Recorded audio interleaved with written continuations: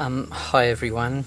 We have a 6.4 magnitude earthquake being reported, or a 5.4, or a 5.8, or a 5.5. Now the report from the ABC says that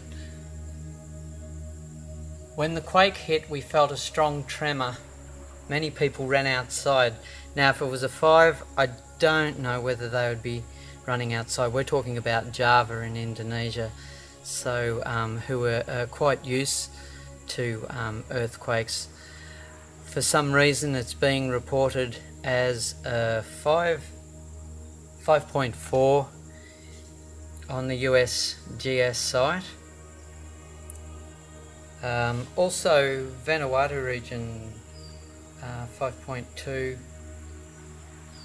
and Tonga as well. Now the Tonga one was actually Fiji, so the USGS didn't quite get that one right. So on the European site they called it a 5.5. Now onto the Australian site they call it where are we here?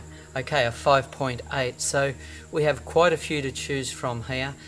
It does leave us in the dark a bit when we do get discrepancies. These are huge discrepancies and can't be called